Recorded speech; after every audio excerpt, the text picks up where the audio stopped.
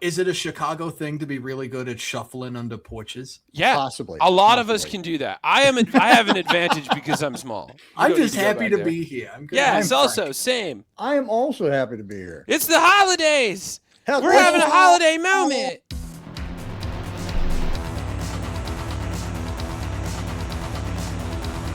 Hey everybody, it's Aaron Christensen with Horror 101 with Dr. AC, and this is Streaming and Screaming, where we talk about horror movies that are streaming online right now. And my co-hosts are Chad the Bird. That's me. And Lucy Ball of the last video store on Earth. The last video store on Earth. Yeah, thank you. See, there's a whole lot of litigation there. You know what, though? You're not saying it right on your show. Your very show. You're saying it very much like I just said it. Oh yeah, I'm trying to be. What do the kids say now? I'm being real nonchalant. You are. You are. Yeah, it's good for engagement. They think I'm a dreamboat or whatever. I literally know nothing about that because I have no engagement. Are you doing like influencer voice now? Are you like today on the last video store on Earth? Get ready with me while we watch the 1983 that's an classic. Idea. They can watch me putting on my eyebrows. Yeah. And putting my Spanx on because it takes a lot of work to come with me as we go to the music box to see. Oh my God, you guys! I know this company paid me to shill their product, but this product is really amazing, and it'll make you not bald. Then you have to like tap on it a bunch and like whisper into the microphone, and then you no, the ASMR is what I do. I do that on my can't do that. I can't, and I won't. I don't do whispers. Believe it or not, folks, we are here to talk about horror movies, I promise. We're talking about stuff that scares us. Oh, my 3D glasses. Wow. This is our 14th episode. Can you believe it? What? There's a Streaming and Screaming episode for every day of the week for 2 weeks. 2 whole weeks of binge. I think Streaming and Screaming can now drink in Arkansas. Yes. Sweet. I've been drinking this whole time. So what else are you going to do in Arkansas? We're going to be talking. I don't think I can say on YouTube. We need that on a T-shirt. It just says, "What else can you do in Arkansas?" And then Streaming and Screaming. Screaming, definitely. Yeah. We're going to be doing a pseudo theme. They're all animals are involved. We're going to be talking about Good Boy 2025.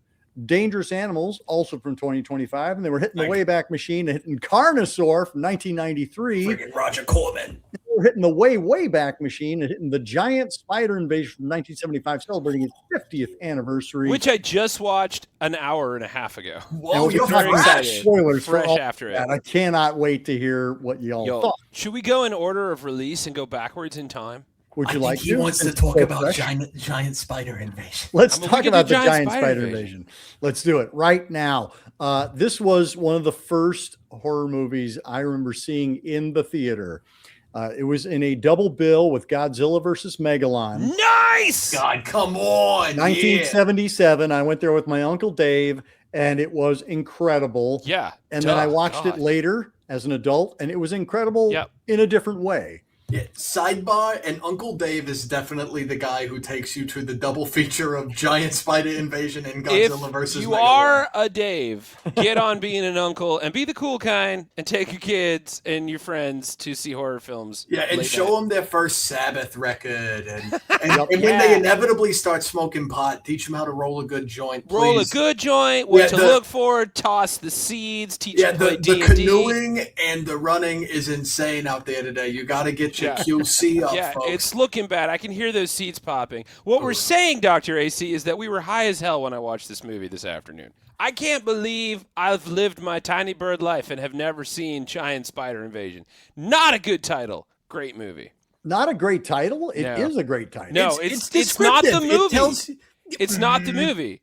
It is as advertised, but it's not the movie. If you told me that movie's name was like whatever the name of the company was, Unice or something like that, and then you gave me that movie, fucking absolute cinema. But you're just like Giant Spider Invasion, but technically that's a spoiler. Eunice is the Carnosaur company. Oh shit! We're doing it again. It's happening again. I think you could have titled Giant Spider Invasion Jerry Springer Show Season 2 Episode 5. Yep. Too many legs, too many drinks. Lucy, you had not seen this one either, right? No, I didn't. And I'm surprised I hadn't, because when I was looking for it, I found out that MST3K did a show on it, and how I missed that, I'll never know. Also, don't think it's fair. I think that movie really holds up well, and I loved it. Oh, yeah, it actually, I got to agree with you, except, well, I mean, it gets a little weird in spots. I'll give you that. Acting, I think, drags But there's a vibe about it, though. There's what I wanted. Okay, this is mixing up. It's everything. A Wisconsin vibe, is what it is. As soon as dude was just like, "Hey, we're out here in Madison," I was like, "Oh shit, this is a fucking Wisconsin horror movie. Yep, Let's fucking go! Give me that spotted cow." But yeah, no, man, it was like small town invasion shit. But what I was loving about it is that it was like, it's 1975, right? It was really kind of not like, I don't mean progressive as in progressive. It's definitely 1975.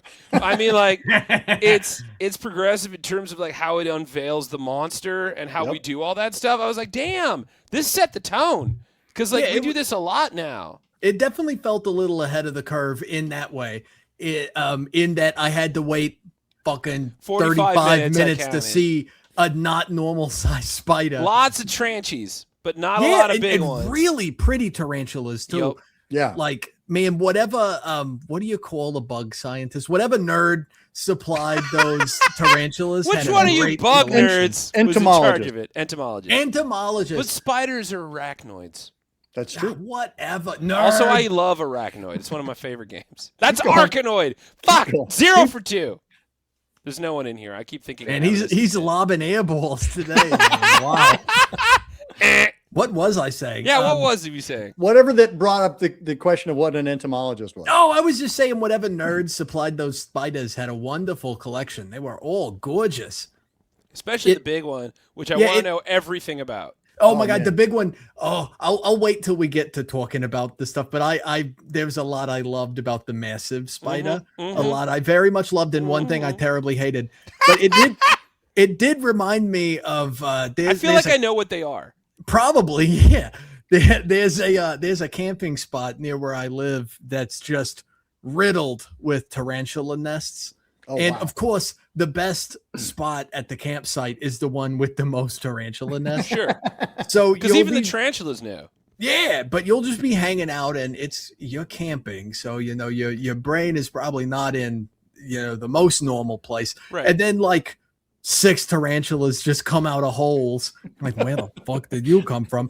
And it reminded me of that a little bit. But I had a really good time watching this movie. I thought it was awesome. Doc, I want to know everything about this movie. I love the fact that like they come in geodes. That was cool. Yeah. Pop open and the big tarantula comes crawling out from space. For those of you who haven't seen this movie, they really thought about the crystal girlies with this movie. They're like from the very beginning, like with the title card, you see the beam coming down, lands in the guy's backyard, and then you got geodes everywhere. And I love the fact they open up the geode. It's clearly just normal, like crystal quartz. But they're like, it's a diamond. It's a diamond. Yeah. It's totally not sand. This is why I love movies, because if you just hold that shit up and you're like, it's a diamond, I'm like, I guess it is. Yeah. I guess I don't know what a diamond looks like. Well, I feel like this is very much like the 1970s version of every 1950s drive-in sci-fi movie. And where, you just came up with whatever science you needed to come up with. And they're like, yep, that's real. I'm fine with it. I don't know any better. I do appreciate that, though, because there's a point, I do take in a good bit of sci-fi.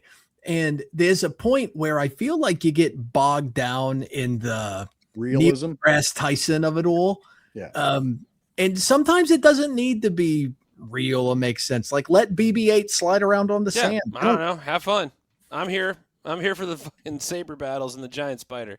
Yep. I mean, Bill Rebane is our director, and he was based in Wisconsin, and he literally had a little ranch that served as his studio, and he cranked out probably 10 or 12 feature films in Wisconsin. Whoa. And some of them are great, like Giant Spider Invasion. Some of them are less so. Arrow Video put out a terrific box set of his stuff. So you can either get the Arrow Video player, or you can just get the box set itself, or you can just hunt around online, because a lot of his movies also ended up on those public domain box sets. Yeah, it's definitely on Tubi. Yeah, So, Bill Rebane that's a beautiful print that's on Tubi as well. Yeah, it was really high quality. But anyway, Bill Rebane. So about 3 years ago, some intrepid Get comfortable, fan, Lucy. This is a good one. Intrepid fan decided that he was going to put together a Bill Rebane tribute in the town of Gleason, which is where part of this movie was shot. And so he checked in with the local museum and said, hey, I want to do a Bill Rebane exhibit. And they did. And they brought in like the frame from the giant spider. Like they had to take the doors off so they could bring it in. And so we went up there and we got to hang out with Bill Rebane, and he told us stories, and there's just posters and video releases of all his movies. It was phenomenal. I will include a link below in the description of the video that has a link to my friend John Kitley's recap of the entire adventure, but it was truly, truly awesome. And again, this is a movie that's very important to me. Yes, I agree, Chad. There's a bunch of little spiders for a long time. And it's fine, though. And then you get preternaturally nervous about spiders. So then you get a giant spider first in the drawer. As advertised. And then you get the real giant spider, which was built on top of a VW chassis. And they had 3 or 4 guys inside working the legs. And that makes so much sense. Yeah. When it's eating somebody, there are people inside pulling that person up into the body of the spider. It's just truly phenomenal. You just alluded to the thing I loved and the thing I hated about the giant spider. I took a video of my TV and sent it to a bunch of people when the spider is like harassing the Little League baseball game. Yes. And the way it like moves like this. and the legs just go up and down in this. Man, that was awesome. I loved that so much. It made me smile big time. And I hated whenever it ate anybody and it had the weird butthole mouth. Into it. Because I don't want to get eaten by a butthole. And that's what happens in this movie. It's like, in a way, that's what happens when you get eaten by a spider, too. In a way, I feel like it influenced Nope a little bit. Because, like, by the time we get to the scary stuff is like, you're in its guts. You're in its mouth. So fucking scary, and that's a friggin' astute observation. I didn't make that connection, but that freaks me out. I don't like the idea of being consumed. I'm a bird. I'm very used to being. Yeah, he's got a like baked in fear of that. All right. He's like absolutely marinated in it. Foul. And when we went up to Gleason the following year, they did a scavenger hunt of like all of the filming locations for his movies. Nice. And so I was on that field where the giant spider menaced the Little League team. Awesome. So nerdy. You talk about nerds. I mean, like we were just like, we're driving around this little town and going, yes, here is the corner where the giant spider came around the corner. Hey, anytime I take someone to Los Angeles for the first time, I point at the Patty's building and I'm like, that's Patty's from Always Sunny in Philadelphia. It's just a warehouse. There's a vibe in this movie that's like it's like something that you're seeing in a lot of things that are happening now. Like I'm watching Welcome to Derry, or It's Always Sunny in Derry, Maine, or whatever the fuck it's called. And there's a lot of vibe that's just like this, where it's just like giant cosmic shit's going on. We don't know what to do. I hope we get through it. And then suddenly, giant spider. Spoilers for Welcome to Derry. You know, I think Welcome to Derry could benefit from a wisecracking sheriff who can't take nothing seriously. Nothing seriously. Man. And who is that sheriff, ladies and gentlemen? That's what's his name? Oh, I had this. It's the skipper from Gilligan's Island. No! Yeah, I can't think of his name. Think of his name. Alan Hale is his Alan name. Hale, thank you. I thought he looked familiar, but that was literally his first line is, "Hey, little buddy." Hey, little buddy. I just thought they made guys like that back then. He was technically only 27 at the time. Oh. There was a lot of that in this movie where I was like, that guy is probably 26, and he looks like he's 48. And another TV connection, Barbara Hale, no relation, is playing the female scientist, and she was the assistant to Perry Mason. She was his intrepid secretary for every single one of the episodes and every single one of the movies that Perry Mason, Raymond Burr did. Yeah. This whole cast looked like TNT, like central casting, which I was really into. Well, and Robert Easton, who's our like weird farmer guy, like Mr. Slimeball. Whatever that nightmare was, if you thought this giant spider movie didn't have domestic abuse and alcoholism and rampant adultery, hold on. You thought wrong. You Mormon queen. Hold on a second. So here's the fun thing about Robert Easton is not only was he a co-writer on the film, he was the dialect teacher to the stars in Hollywood. If you go to his IMDb page, he is all about dialogue directing and dialect directing. Like outstanding. He's the guy. Because so like, if we find out later that he's like a creep or something, but like I believe he might not actually be, and he's just a really good actor. Not actually a creep. He's just a really good actor. Yeah. I thought you were gonna say he was a dialect coach for talking like a Minnesotan. He could. Now you say "ope." Yeah, no. When you bump into the door, go oh. But man, that guy, whoa, what a perfect like true nightmare. He's the slimiest of the slime. Oh man, awful. Like okay, some of my favorite lines of his. It's mine. Everything on this farm is mine. That was he just pretty casually good. tosses that off at breakfast. While his wife is like, "What?" I also liked when Homegirl is, which by the way, this was weird that like in the scene immediately before, his lady, girlfriend, wife, whatever the hell their relationship is, from the woman like, who's in the France. house that isn't the young one, right? She's like fine. And then there's a smash cut, and she's drunk at the breakfast table. So wasted. And then so many people. I just wanted to drink so bad watching this one. Yeah. I was like, I can't. I need a Bloody Mary right now. Well, you never want to make another Bloody Mary again because there might be a giant spider. Spider in it. Ugh, gross. Sick. Also, this movie's brutal. What did she say? She's like, there's spiders everywhere. Yeah, fuzzy pink ones. Fuzzy pink Lay ones. off the booze and they'll go away. What kind of booze are you drinking? That because I need a bottle. Was it like wormwood? I want some of whatever that is. Like, what's making you freak out and see fuzzy pink spiders? It takes a lot to get me to that point, and you guys are just doing that for breakfast. Also, favorite part: giant spider webs all over the entire kitchen. Yep, no one talks about it. Nope. Dude, she just walks in. She's like, spiders again, and you're like, dude, that is an infestation. Dude does talk about it because he goes, this house is filthy. She don't clean up nothing. But that's all he says about cobwebs. Let me eat my breakfast. Definitely a cobweb, bro. And it's surprisingly gory for basically like a kiddie film. Mm-hmm. And also very of the time with the cattle mutilation. Yep. Is that's when that's right, or is that I'm not going to say that because I think I'm wrong. Gilligan's Island. Well, I was thinking of Fire in the Sky, but I don't think I'm right. Yep. But that's like, the UFO craze is like kicking up big time around this time. And you got all kinds of stories of cows showing up like inside out and with their buttholes removed and stuff. Yep. So I thought that was neat that they were like so on to pulse to be like, let's split this cow open.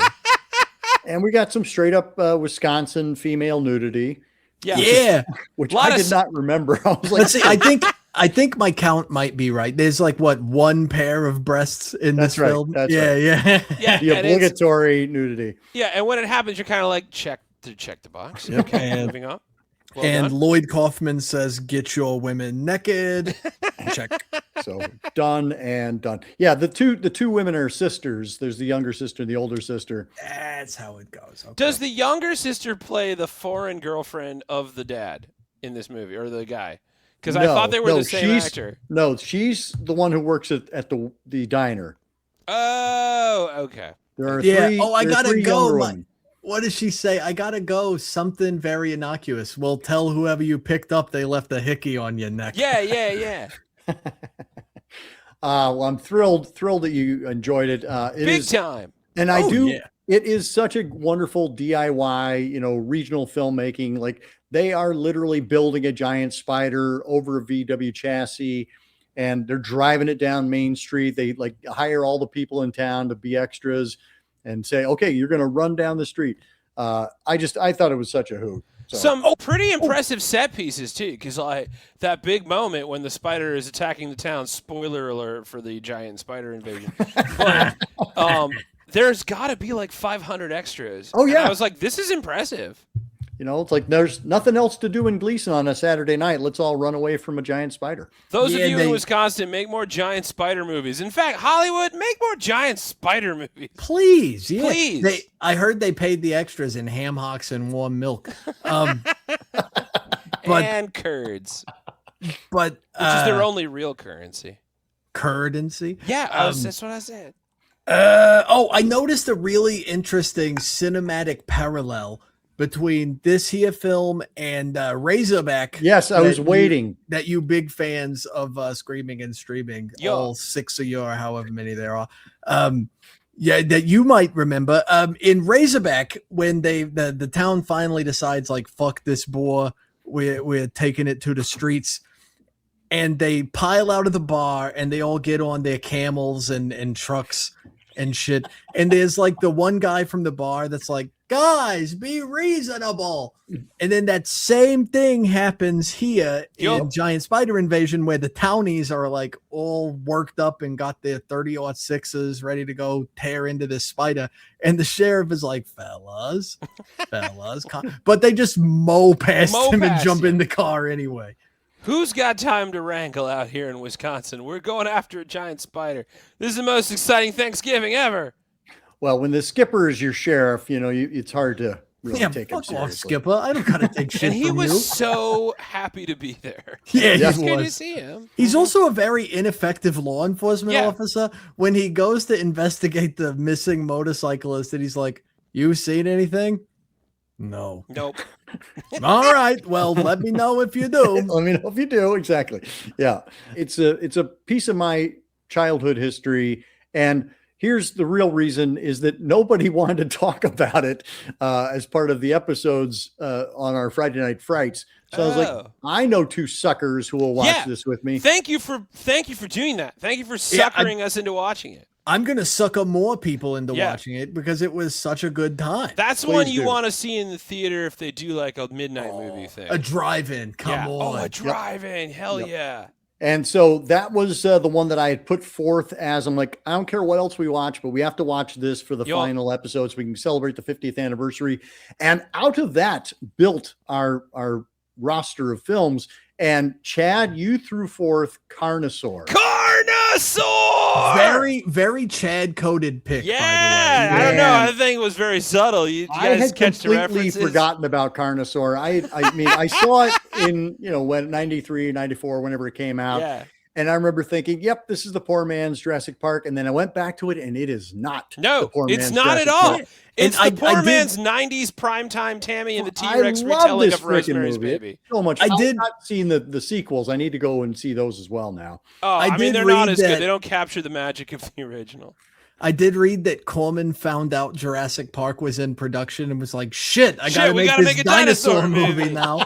Yup, based on a novel of the same name. It feels very based on a novel. It feels like a paperback you find at the airport, and you're like, dude, I'll be right with you. I can't put this shit down. Yes, there's dinosaurs running around. It's so dark, though. Yeah, it's dark, and it's brutal. It's like gory as shit. It's gory as hell. I was like, what is this movie? It's a virus horror movie with dinosaur chickens. No nuts. With the screw fly solution thrown in as well. Yeah, it's like, we're going to murder all the women so that the human race dies out. I'm like, what is happening? It ends on like a George Romeo ending, and like Clint fucking Howard is in it. And I forgot that he was in it. And I was like, Clint fucking Howard. Yep. Is that the sort of balding, goony-eyed guy? That's yeah. I was like, he's the ice cream man. He's the ice cream man. Yeah, like I said, goony, balding guy. Yeah, he's also in Ticks, which I recently Yes, he is. I love that everything He's in this also movie, Ron Howard's younger brother. He's of the Howards. Everything in this movie looks like a cutscene in a 90s CD-ROM game, which I think just like brings me so much joy. But it is nice as a bird to have our story told. I felt so seen by this film. Dinosaurs at one point popping legs off of humans like buffalo wings. Absolute cinema. Yeah, I was not prepared for how violent this movie wound up being. It was crazy. It's brutal. Because I was don't really fuck not with birds, expecting it. man. We are dinosaurs to our core. And it's like, yeah, man, don't this is our Braveheart. I like freedom. Translated. Yep. That whole opening is hard to watch, though. For all of my avian correspondent watchers, like chill out, chill out that one. It's hard. I was not prepared for the chicken processing Yeah, it's a plant lot to footage. see. Yeah, it's like the same thing. I tried watching Necromantics because a lot of people told me like, "Oh, you should totally see Necromantics." Right. And I turned it off like as soon as the rabbit killing the rabbit. scene Yeah. happened for like 2 minutes. I said, okay, I don't need to watch this right now. Yeah, it's tough. Well, what's funny, and speaking as a vegetarian, I really feel like people need to know. People need to know where their food is coming from. Yeah, like, totally. Yeah, it's hey, this is the cold, harsh reality, folks. A lot of things are murdered for your benefit.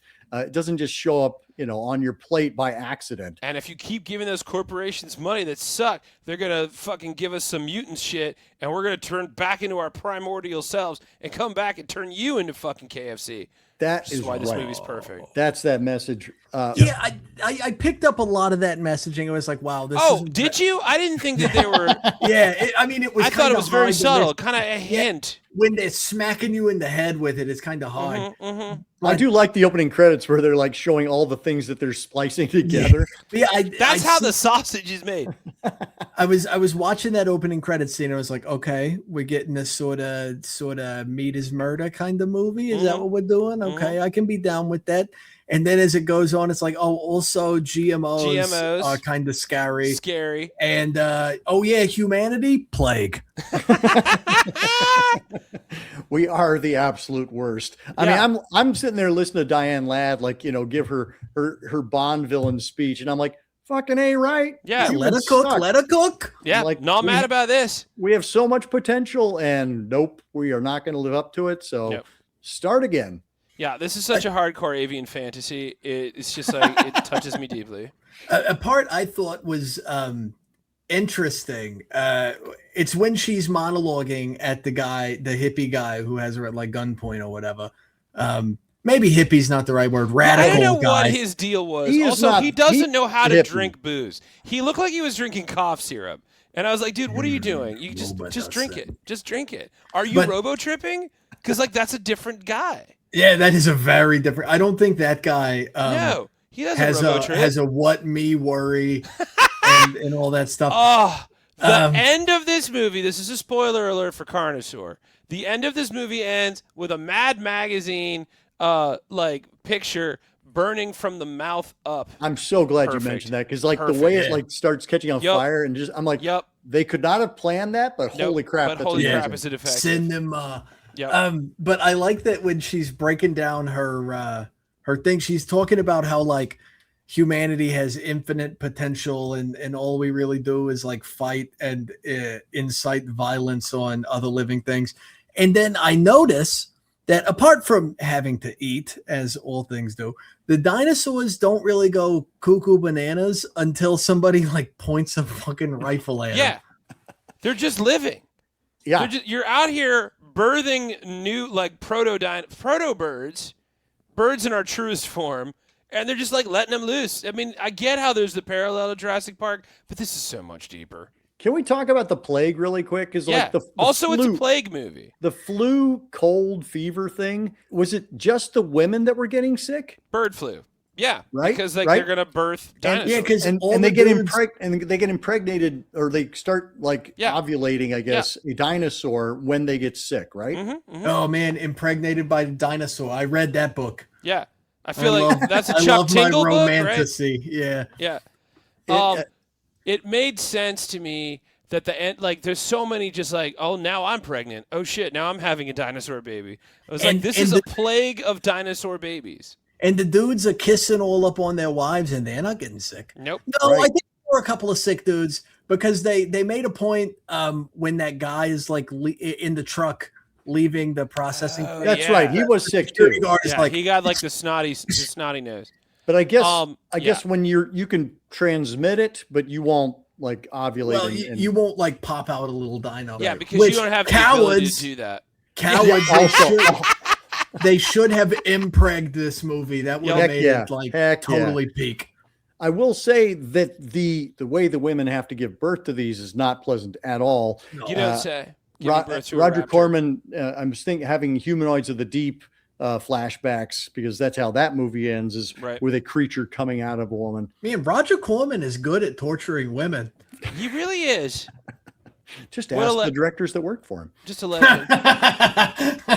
Wow, real. Also, there's so many lines in this movie that are going to stick with me forever and have stuck with me forever. Like when dude gets on the CB radio and he hears the guy on the other end just go, holy shit.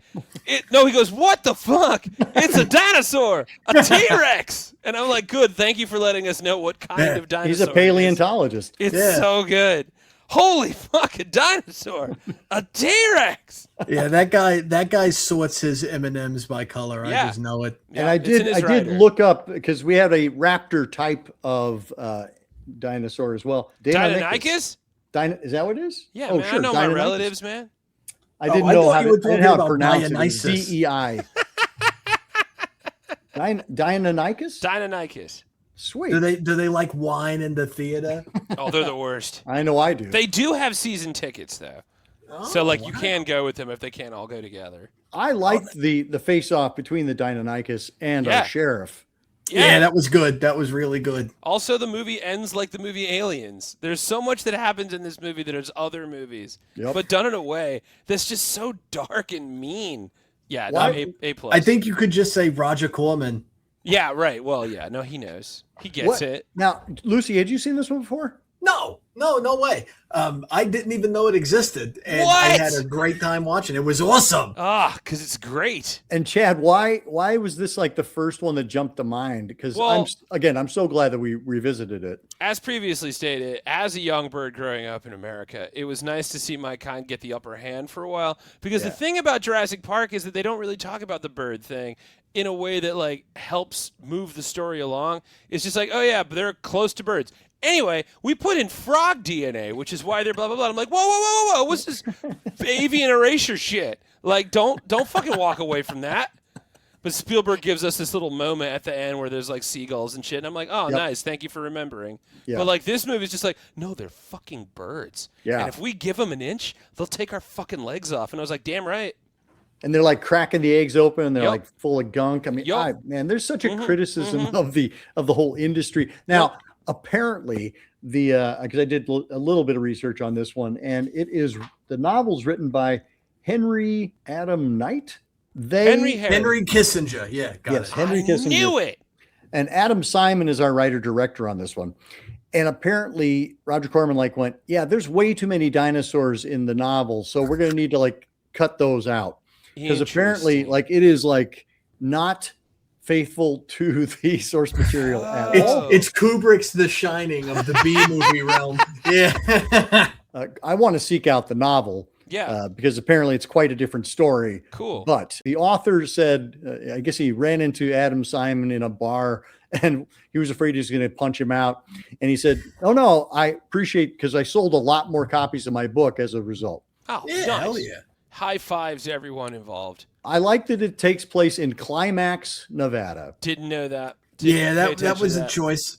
It shows up in every single one of the little transmissions. Yeah, you know what? I thought for a hot minute that the video I rented was a bootleg, and that was some kind of time code thing to let you know that this was like one of those preview videos that you sent out. We sent this to Climax Video. Yeah, that's what I thought was happening. I was like, Climax Video is a studio, right? Okay, great. And then I started noticing that it was infection level, blah, blah, blah. I was like, oh, should I be paying attention to that? Yeah, I need to go back and actually pay attention. The first time that hit the screen, I was like, infection level. How am I supposed to read million? What? Most of the time in movies, it'll be like day 7, infection rate 0%. Right. But this one's just quadrant 4, Climax, Nevada. Average height and average life expectancy. And I'm like, why should I be writing this down? And it's on screen for 2.5 seconds. And I swear at one point when it pops up, the guy that it pops up on falls backwards. It was just bam! Nice. Adam Simon, our writer-director, also wrote the screenplays for Bones with Snoop Dogg. and The Haunting in Connecticut. Oh, we should do Bones. I haven't seen Bones in a while. I haven't seen Bones in a very long time as well. He also did Brain Dead, 1990. Oh, yeah. Not the That's Peter awesome. Jackson Brain Dead. No, the one with the guy who's got a stretchy face on the That's cover. right. That's the cover. Mm-hmm. So you cut out a little bit when you say Bones. Is that the Snoop Dogg? Yeah. That's right. Yeah. I haven't seen that in a very long time. Yeah, let's do Bones sometime. That's a fun one. I don't know. Snoop Dogg has lost a lot of social capital lately. Maybe we don't. Let's just watch it on our own time. Yeah, we'll have a little kiki about it. It'll be nice. You can always call me for a kiki. What were some favorite moments you had, Lucy? When that dude gets his friggin' head bitten off, that was awesome. Yeah, the chest burster mixed with V. Yep. Birthing scenes were really cool. The legs flying apart. It was really rough. disturbing. That was gnarly. Yeah. There's a lot of crunchety parts in this one. It's very juicy. This movie's a very juicy film. Yeah, I think all my favorite parts are really just the dinosaurs eating people. I was like when thrilled. our environmentalists chain themselves to the bulldozers. Yeah, that was cool. But yeah, I was surprised and thrilled with how far they went with the crunchety gunkety stuff. I thought that was really cool. I feel like it was just one guy in the Foley booth eating Twix, and then had the mic right down his face. Yep, a lot of crunchy bites. And our practical effects are provided by Carl John Beekler, who look up his CV because he's done every single wonderful rubber monster movie there is. And I love that these are clearly just it's rubber, just a hand puppet. rubber puppets. But they were so cute. He's so cute. I love him. I want him to be my best friend. His whole body is just and you see everyone on the ground that dinosaur. I'm like, that dinosaur is just dancing. He's just hanging out. Yeah. Oh, I also really liked when the dinosaur busts into the truck that those two guys are in. That was really cool. That's when you get a first really good look at it. Yep. Yeah. That was awesome. I was like, oh, he's cute. Look at him. A lot of people get eaten in a truck at one point. That part's fucking dope. Fucking dinosaur kicks a dude in the balls at one point. Yeah, that was good. That was really so good. And the dinosaur laughs at him too. One of the Carnosaurs kicks him in the balls with his talony hand. The sheriff's got his gun on him. He's just like, fuck you, man. And the dinosaur's like, ha, ha, ha, ha, ha, fuck the man. Yep. It's so good. They both go down together. Yep. Great. Try growing a cloaca, idiot. Seriously, this is so like you had been experiencing with giant spider invasion. You have been experiencing with giant spider invasion. This was one that was close to me. So yeah, thank you for experiencing that with me. And our battle between the T-Rex and construction equipment took me back to the 1960 movie Dinosaurus, where you have a stop motion dinosaur fighting a steam shovel. I've seen this one. Yep. Holy shit. Super, super fun. Yeah. Thank you for allowing me to put that one in the mix because I'm so glad you did. Thank you for putting it there. What are you talking about? I had just kind of written it off, and I'm so glad to come back to it with my 30-year-older brain and be like, oh yes, I can love Carnosaur for what it is. Yeah. Instead of thinking of it as a cheapy Jurassic Park knockoff, because it's not.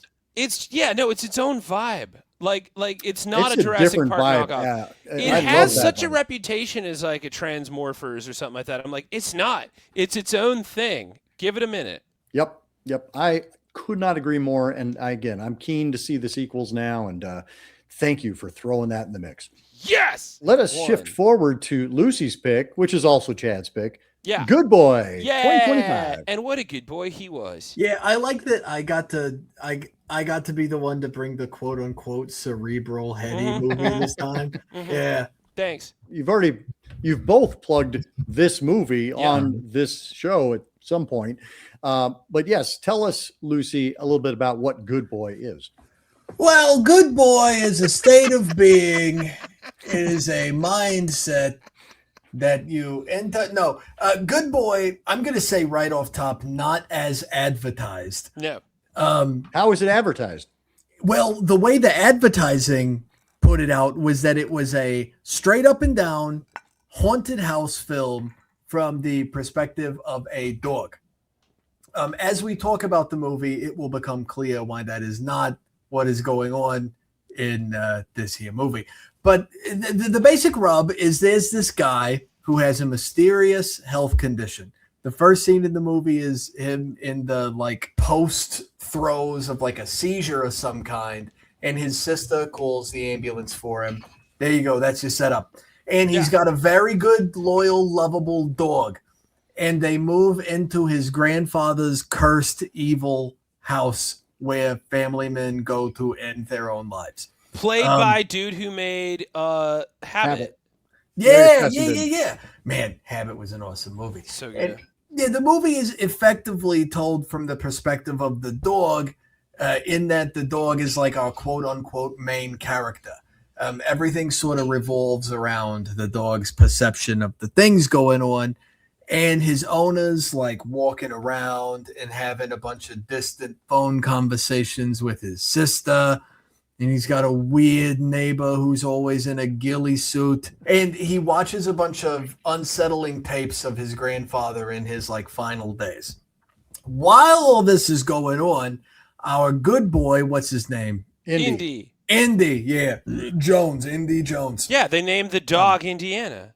Yeah, so Indy. Oh, his name is Indiana. Yeah, in real life, his name is Yeah. And which it's the director's dog, by the way. How cute is that? And the director is the main guy in the movie. Yeah. But voiced by somebody else. Yeah, until you see his face. I think the face is a different guy. It's a vibe. His face is a vibe. But anyway, the dog starts experiencing strange, haunting occurrences in the house.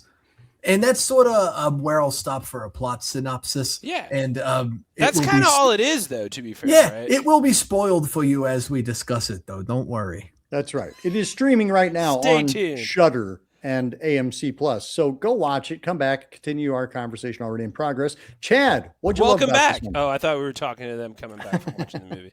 Oh, you're back. Yeah, take your friggin' shoes off, you animal. I didn't hear you come in. Knock next time. Yeah, no, I love this one when I watched it on my 25 Tales of Terror this year. Yep. I think it's a solid little spooky movie. Yeah. It's deep. It's sad at the end, of course. Don't worry, the dog doesn't die. We can say that because they've been saying that the whole time. In fact, that was like one of their ad campaigns. Was just like, don't worry, the dog doesn't die. He's okay. Go see the movie. You're going to be fine. But like, yeah, what a wild little achievement. In a way, kind of like Skinamarink, where I'm like, okay, good experiment. This is interesting. Now make a movie. But like, I also kind of dug it. Well, and it's interesting you say that because as credits were rolling on this one, the first thought I had was like, man, this is like if you wanted to like Skinamarink but wished it was more of a movie. More of an actual movie. There is a plot in this one. That's true, yeah. I think that like it makes sense why we're from the dog's perspective the whole time. Because I mean, like, you are from the dog's perspective the entire time. Yeah. All the humans are just like shadows. Not like POV. Let's just to be clear. Oh, yeah, no, it's not hardcore Henry. Don't worry. It focuses on the dog. And the camp levels are about, like, you know, they're about dog level off the ground. Yeah, you're literally just, like, living with the dog. Like, everything that's happening would only happen to the dog, and it's just, like, just shy of being explained. It's kind of like In a Violent Nature, where you're kind of just stuck with the dog in the way that you're stuck with the killer. Right. Yeah, and I think I'm just going to come outright and get this out of the way now. Guess what, guys? It's a 2020s horror movie. It's actually about loss and grief and processing death because we haven't seen 100 so original movies in the last half of this year that progressive. Way. But it is interesting to put that from a dog's perspective instead of a person's, because we as people have the like.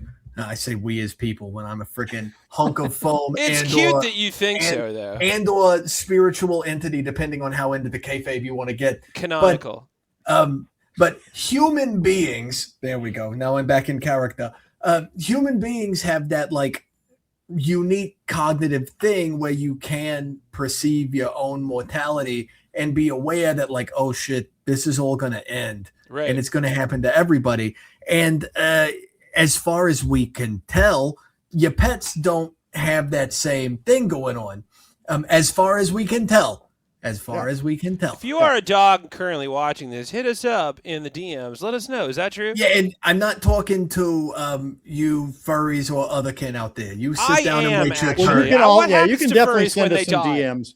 Yeah, sure, I guess. Yeah, prance on in here with your expensive carpets and cool masks. And just FYI, the furry convention was just like 2 weeks ago in Chicago. Yeah, I'm not mad I wasn't there. Yeah, you could go to that next year. I'm always at the Oddities Festival, which is in the same building. It's so connected that the wristbands get you into both. So you never know if you're like an Oddities dude at a furry convention or a furry convention at an Oddities dude. You're like, everybody's here. I think you can tell by the T-shirts and the smells. But yes, the walkways were funky. Okay, I say this as somebody with an expensive carpet in my closet. Shh, don't come for me. I'm one of you. So expensive. Yeah, don't tell me about it. But yeah, that's so it was interesting to see that like my person is sort of withering away before me, and I don't really know how to process it. Yeah. That was a really cool rub to this movie, I thought. And there were lots of scares that I thought uniquely worked from the dog's point of view. Like the one I'm thinking of is when he's under the bureau and he finds the other dog's bandana. Yeah. And like he's sniffing at it and then something like grabs at him. Like that was a great scare. Mm-hmm. And I don't think it would work in the same way with a person, really. Yep. So I thought that was really, really, really interesting. And having a dead dog, like having a ghost dog that's haunting the dog that's your main character, I thought was pretty cool and super ballsy. I've never seen that before. This is a movie that, because the background of it is also as kind of key to the success. I think everybody's like, what an amazing experiment. You're going to follow your dog around for 3 years and try to structure this movie around his reactions, which is how this movie came to be. I think on the one hand, that gets a little like distracting because you start wondering how they did it as opposed to being invested. I did get a little lost in the magic trick. I do got to agree to that a little bit. That and I don't know, part of that might be that like I'm a giant movie nerd and I'm always really into the special effects, how they're doing it, right? And like, wow, how did you pull that shot off? That's really impressive. So that could be a me thing, but I did feel like that was a thing I said in my review and like wrote down the first time I watched the movie was, first off, I got to go on record. They didn't sweeten the dog's performance anywhere. That's all footage of a dog reacting. And that's why the director is the main character, because he knows how to get certain reactions out of his dog. Yo. Very interesting. My screener didn't have the post-credit scene where they do... where they do the behind the scenes stuff, showing you sort of how they got the dog to act. But yeah, I sat watching the movie thinking like, man, that dog is either acting its fluffy little ass off or these editors are master manipulators. Yeah, that's what I was saying. Both. This movie is a testament to editors and cinematographers. Like that, they are fucking slaying this movie. Yeah, the way they successfully make you project your feelings onto I'm making the same face the dog is making. Yeah, it was like I can't think of another movie that's so effectively like that was me watching the movie, just palm of its hand like that. Yeah. So that's almost to the detriment of like the narrative film experience, because you're sort of like knocked sideways to be like, God damn, this is an exercise in movie making. Right. Yep. And like the atmosphere is really great too. Like it becomes a genuine like solid haunted house movie. Yup. And you're telling this magic trick, and you're doing it from a different point of view. There's a lot of things to recommend this movie, and I got to be honest, you guys were championing it, but I was also hearing a lot of people who were just like bored by it. Yeah, it got shit on big time. Yeah. And I was not prepared for that. I was like, oh, well, I mean, did you not know the movie you were going to see? Like, I'm sorry you were disappointed, but like this is what the movie is. I think many people have issues with. He's talking about your species, Doc. Yeah. Yeah. Thank you for keeping me in character. I can take it. I'm a champion for Carnosaur. So yeah. Well, we can't go back. Yeah, you're in good company there. I think we're all in. I think there's a common problem, whether it's a media literacy thing or some other larger societal thing with how humanity is. But a lot of people tend to have a problem with what they want or expect a film to be and what the thing is. Because there are plenty of good movies out there that get the reviews are like, it's not what I expected. Right. It's like too bad. Yeah. Also, people that say movies are too long, I'm like, where do you have to be right now? Yeah, what else are you doing? Pound what a else beer, you gotta do? Chill out. Get some chicken wings. Relax. This is all it's you. Gonna be yeah, fun. thanks for that, by the way. Sorry, get some seitan chicken wings. There you go. Thank you. Yeah, I'm just happy we get to talk about this one finally because it was one of those that like I kept getting TikTok reviews about, and I was like, all right, fine, this sounds interesting, and I thought it really worked nice. Again, here's my end of that expectation thing.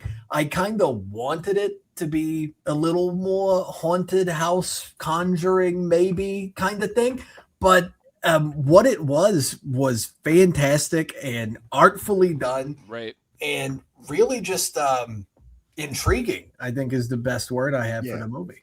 Yeah, I thought it was a bold swing. I think the Skinamarink comparison is really solid because it is an experiment, but it's an experiment that has narrative drive to it, and it isn't just let's see how this lands. Let's look at the corner for a little bit. And I'm saying that as a Skinamarink enjoyer. Yes, we've discussed Skinamarink many times. I also liked Skinamarink. It's pushing the boundaries of what horror films are, and in 30 years, everybody's going to say it's a friggin' classic. Yeah, it's not the Outlanders, but anyway. I don't know the Outwaters. The Outwaters, that's what it was. I love the Outwaters. I do want to name. I want to name check our writer director. That's Ben Leonberg, and he co-wrote the script with Alex Cannon. And Shane Jensen is the one who's providing our performance of our main male character. Ah, cool. So Benny, great work. Keep it up. We'll see you in 3 years. Make a Shudder original. Yeah, make the next one about a cat or a gerbil. Do a gerbil horror movie, please. Do a gerbil. Night of the Lepus. Remake Night of the Lepus. Whoa! I do hope he gets the chance to make something else, and he doesn't just become, that guy who made Good Boy, and nobody gives him anything else to do. Yeah, totally. And I also hope they don't give him a shitty remake that he has to try and Night let of the guy Lepus. That's not a shitty remake. That'd be a great remake. That'd be a great remake.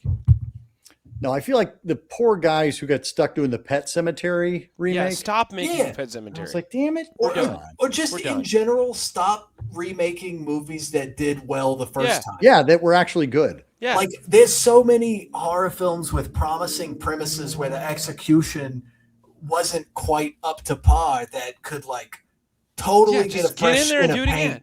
Yeah. Do Making Contact again or like Ghost in the Machine. Oh yeah, good idea. I do love that Police album though. Yeah. And then our bonus round because I threw this one in there. I was like, I'm going to watch this one, and I'm so happy you did because everyone kept telling me to watch it, and I finally had an excuse to do it. Lucy, I think you had the same reaction, right? For Dangerous Animals? My reaction to Dangerous Animals was, I would have never watched this on my own. Wait, had you heard about it though? Yeah, I had heard rumblings, I most of my friends are other horror reviewers. Yeah, I was gonna say that's like on everybody's list. Like bro's in like a blue LED room with a bunch of movies behind him. Just like, this is my top 10 of 2025. I'm like, well, I didn't ask, but anyway. And then he's just like, yeah, check this one out. But yeah, so it was something I had heard a lot of buzz about. I had spied the trailer. I had read a synopsis, and I was basically like, I'll skip this one for now. If somebody wants to watch it with me, I'll probably watch it, but I'm not going out of my way for it, right? And I alluded to this when we were hanging out before the show. There were parts that pissed me all the way off, and I'll get into those later. But I did really like it. I thought it was a lot of fun. perfectly serviceable like exploitation flick. Yeah. It's a slasher movie kind of vibe. And well, I mean, basic premise is that you've got a serial killer who, abducts people and takes them out and hangs them. For shack hunted, for shacks. And hangs them. Shack is a misunderstood animal.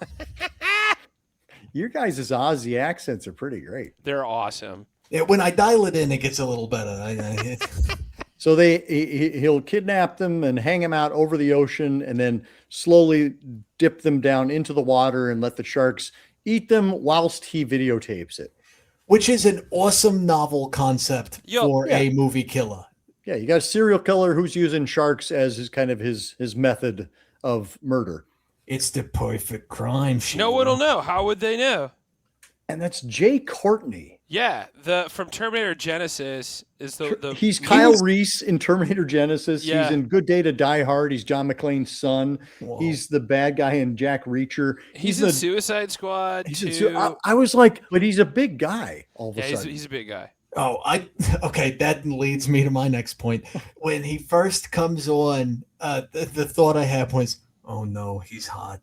Yeah, he's kind of hot. Oh no, he's so hot and funny. Yep. Oh man, he was great. It was like, well, I was weirdly attracted to him. I love a soft guy, a soft, hairy, rough. Oh man, I can't talk about it with an accent, no less. Yeah, you keep checking the boxes, buddy. And he's pretty. He's wearing flip flops through the entire movie. And his shirt is open the whole time. Yeah, and he does like a whole dance routine. Spoilers for Dangerous in his Animals. tidy friggin', tidy readies. Yeah, there was a lot to like in Jay Courtney's performance, and a whole lot to like, baby. So, what made you mad, Lucy? So the thing that made me mad, and I understand it had to happen this way because otherwise the movie is 40 minutes shorter. I like that your human hand is gesturing along with you, by the way. I mean, it's Lovecraft. Yeah, that's the vessel. I can't be here without a human host. This is Demons 101. It was just both. Yeah, you had your hoof and the hand. Yeah. Educate yourself. But you're a doctor, damn it. You should know this stuff. It's in your name. Where did you get your PhD? This person back here got theirs from Miskatonic Community College, I'll have you know. You must be the other guy. But regardless, the things that pissed me off were there were several opportunities where they could have just put the guy on ice and everything would have been hunky-dory. Like, there were so many times where, what's her name, Zephyr has him fully incapacitated. She could have just jabbed him in the noggin a couple of times. Sure. She was trying to escape. Fine. And then I understand the movie is much shorter and you don't get the annoying ending sequence. That was another thing that pissed me off really bad. I'll get to it. But yeah, so that was just, that's what irritated me the most. Is I know you have to have people making cockamamie decisions in horror films. If you're presenting this woman as this like hardened, free-spirited, world-savvy fighter. With that moisturizer, disagree, but yeah, go on. Well, okay, she is an actress. But that's Hattie Harrison from Yellowstone. Oh, and surfers are supposed to have really bad skin because all the salt. Right. Hang on. Hang on. I'm getting lost. Anyway, I understand, but you're trying to sell this character as like a world-weary, savvy fighter who's going to do whatever it takes to like get out of there and breathe another day. And she didn't finish the job on 4 separate occasions. Right. Drove me crazy. Drove me totally crazy. Again, understand the movie has to continue. But I feel like there were ways to address that weren't so stupid. Oh yeah. I mean, I remember being a young horror fan and watching like, Halloween and Friday the 13th and be like, no, you have to chop them up into little pieces, which is why Friday the 13th final chapter I found very satisfying because Corey Feldman just literally keeps going. That's and I'm like, that's what you do. You chop him up into little pieces. So like, I can understand. Set them on fire. Yes. I can understand the first one where she jabs him in the neck with the shit bucket handle. I can understand that one because she was trying to get uncuffed And she does lock him in at that point, right? Yeah, not there. Okay. Because he wakes up in the middle of it, while she's trying to fish something else out of his pocket. So there's that one. That one I can write off. I understand. That one's fine. Then she has her next daring escape, where like she's fighting off the effects of whatever weird drug cocktail he's put into her. And she manages to stab his own knife through his hand, whack him in the head with a frying pan, and then doesn't proceed to just hack at his neck for a few minutes to make sure he ain't getting double back tap up. it. Just saying. That was annoying. And then there were a couple more like that where it's like, okay, you've got him on the ropes. Just finish the friggin' job. Finish him. Yep. Yeah, like please, for your own good. The other thing that pissed me off is a big spoiler for the very ending. And we haven't even talked about the plot. I mean, we kind of have. I kind of like, did. This movie is just paint by plot- numbers. So, okay, you know, the guy she gets involved with when he like does his detective work, and which crazy, he looks at the beach security camera and the only thing in focus is the name of the guy's company on his truck. That was stupid. But you know, he's gotta figure it out somehow, I guess. But he goes in to do a daring do rescue. He gets captured because he also doesn't double tap the guy. Well, he's Mormon. Yeah, right. That was another thing. She points out he's got on the Mormon uniform, and he's like, "Oh, I'm not a Mormon, but both of my names start with M, like most Mormons have alliterative names, whatever." Yeah. Anyway, it's a real will they, won't they reverse Footloose. Whoa. I hadn't thought of it that way, but now I can never stop thinking. Yeah. I mean, you're right, but I didn't. Shark loose. Shark loose. Get on, you big friggin' toof. But yeah, he goes to rescue her, and then he's about to be shark bait, and then she's about to be shark bait, and he's tied to the chair, and he slumps over and fucking dies because he's been stabbed in the gut like 4 times. Reasonable. Into it. Slumped over. Done. And then after Homegirl deals with the super sexy evil man and magically gets back to the boat, that also pissed me off. She like starts slapping him in the face and hits him with the, when I said that there was nothing for me on the land, I lied. Yeah. You were there. And he wakes the fuck up. I hated it. That pissed me off so bad. This was a Kevin Williamson movie that was not made by Kevin Williamson that I wish would have been made by Kevin Williamson. But Lucy, you liked it though. That's the funny thing. I enjoyed it. I had so much fun watching it, but it pissed me off to no end. Chad, thoughts? I stand by my previous statement. It's a Kevin Williamson movie that wasn't made by Kevin Williamson. Dude, I liked it. Go deeper. What do you mean by that? We're talking. Let's unpack that. We're talking all of the slashers. Like every slasher that you love from the 90s is the Kevin Williamson joint. I Know What You Did Last Summer, Scream, and that movie Sick, which was awesome, that I watched during the pandemic. And I was like, this movie's great. It's like Kevin Williamson. It's like, oh, shit, it is Kevin Williamson. And then The Faculty, which is one of my favorite movies ever. It's just he knows how to do that, like stuck in a room with a slasher kind of thing. And I feel like if he had written this movie, it would have been better. But it was still so campy and fun that I didn't hate it, and I had a great time. It's also pretty. It was gorgeous. It's yeah, very well shot. Yeah. This is Sean Byrne is our director, and he did, speaking of slashers, he did a really great one called The Loved Ones and The Devil's Candy. Oh, he did Devil's Candy? That was a fun movie. Oh, I love that movie. Well done. Yeah, so Sean Byrne is an Aussie film director, and seems like every 5 years he comes out with a banger, and we're happy for it. I wish somebody would give him more things to do more often, but I always like what he does. Yeah, like I feel like, again, I hate saying it was like paint by numbers, but it was a really good paint by numbers. Yeah, there's nothing wrong with that, especially in slasher movies. Like, yeah, we don't need to be reinventing the slasher. I'm just happy to have one. Reinventing the slasher is such a tired trope on its own at this point that it's like going back to the formula of it is almost like progressive or radical in its own way, because you're like, no, we don't need to do all that like I want to be Scream shit that's been done. Let's just bring it back around. Yeah. Well, and especially when you have such an entertaining central performer. Right. like Jay Courtney. Like Jay Courtney is clearly in it to win it on this one. He's like, yeah, let me be this guy on this boat doing these things. And I'm like, yeah, like, aren't you a big Hollywood star? And he's like, yeah, I've got enough fuck you money. I can do whatever I want. And I want to do this. And that makes me really, really happy. Yeah. And like, he really sells me on it. I'm like, yeah, I wish he didn't, spoiler alert for Dangerous Animals, but I wish what didn't happen to him at the end didn't happen and he got away so that we can see him again. Yep. Nah, I was fine with what happened to him. What I wasn't fine with was, I was fine with this part, but it was very telegraphed, and I felt kind of like, oh, okay, of course that's going to happen.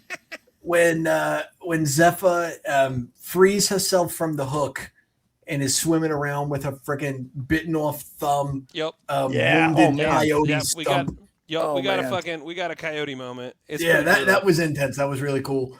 But she's swimming around, and then that great white comes up on her, and they have their like stare off. They're intense eye to eye, like because she's the dangerous one. Yeah, as soon as the guy told her, "I'm a shark," yeah, I was like, okay, she's gonna be in the water, and she's gonna come face to face with a shark, and it's gonna like totally catch her vibe and not munch her to pieces. Yeah, and then that happened, and I was like, okay, of course. And what happens to him? Spoiler alert! Is she fucking wrecks the guy with a harpoon gun, which was awesome. That was so cool. And throws him overboard, keel hauls the fucker. And now he is fed to the sharks. Beautiful scene when it shows him on the camera. Yeah. Because he films all the ladies, all the Shaylas there.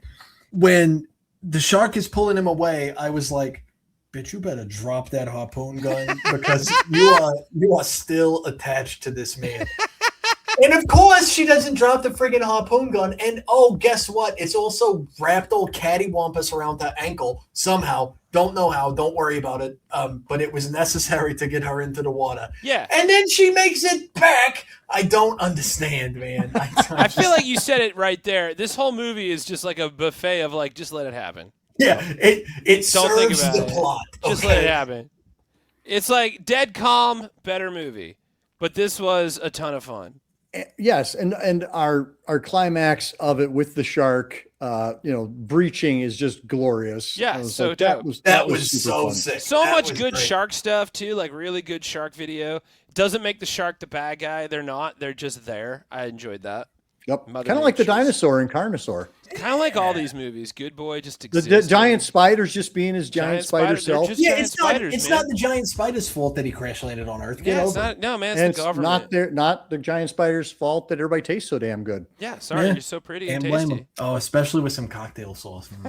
I feel like we should do a recap and do our star ratings, such as they are. Yeah. Giant spider invasion out of 5. 3 out of 5, but I loved it. Scoring on what it is and what it does, I'd call it a solid 4. Interesting. Okay. Yep, I would also give it a solid 4, and then I'd give it an extra star just because I loved it when I was 9 years old. Yeah, I feel like it gets the special tech award or whatever at the Oscars. I'm like, no, you're great. Okay, and next was Carnosaur. Oh, 4 out of 5 for me. I'm going 3.5. Interesting. Because I did catch myself having to Google what the fuck was going on about halfway through. I thought it was just a mutated chicken for the longest time. No, it's so much more. No, I get it. I understand. I'm going to give it a 4 as well, just because I thought it goes darker than you expect a Dinosaur on the Rampage movie to go. Right. Yeah, for whatever it's worth, I went into it expecting to land in the like 2.5 region. Yeah, I thought it was just 3.5 is like scoring way past the bell curve. Yeah, good boy. I'm gonna go 4 out of 5 because I really enjoy. I'm giving him a point for doing a really good job with very little. I'm gonna go 4 out of 5 in a similar way, except instead of doing a great job with very little, doing a great job in something that I have never seen before. Yeah. Okay. Yeah, it is groundbreaking in that regard. And I would also give it a 4.5 just for 4. I would give it a 4. Give it a 4 halves. Give it 4. Doc, do you smell toast? Do you smell toast? My teeth are falling out. And Dangerous Animals. I'm gonna go 3 out of 5. Really pretty movie, decent, good candy, nothing deeper. In a film about the ocean, it's a little shallow. Oh, wow. Okay, Ebert. Okay. Far from the shallows now. I'm gonna go 3.5. 3 on the merits of the movie, and a half because that guy was so fucking fine. I'm so happy that we got to introduce you to Jay Courtney at the state. Oh man, I was introduced a little closer, and I would floss with his chest hair. I'll tell you that. And you can. Did you see it? He's got plenty to share. Hell yeah, he does. I'd give it a solid 3 as well because I think it's entertaining. I think it does something fun, novel. I don't think it's not going to become anybody's favorite movie, but I think it's a ton of fun and it burns the popcorn well. Yup. Oh yeah. We're going to be back in a few weeks to recap 2025, so stay tuned for that. But thank you both. This has been a delightful year. We got 7 shows in under our belt. Any final words? The final words are, we did it. Let more bears feed people to sharks. That's it.